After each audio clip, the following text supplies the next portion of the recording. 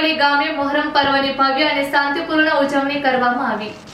સાવરકુંડલા તાલુકાના વીજપડી ગામે મોહરમ પર્વની ભવ્ય અને શાંતિપૂર્ણ ઉજવણી કરવામાં આવી હતી।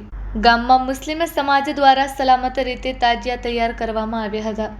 યુવાનોમાં ભારે ઉત્સાહ અને ધાર્મિક ભાવના સાથે તાજિયાની ઉજવણી કરવામાં આવી હતી। મોહરમ દરમિયાન ગામમાં કોમી એકતા અને ભાઈચારાનું અનોખું દ્રશ્ય જોવા મળ્યું હતું।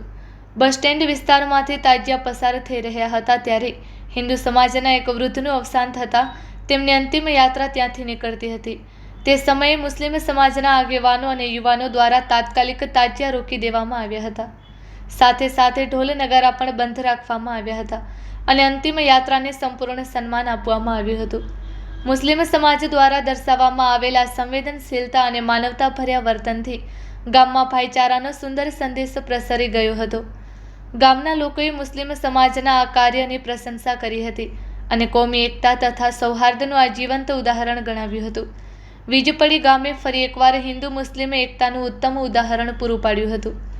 Report by Sarfaraz Khokhar, Vijpadi, Amreli.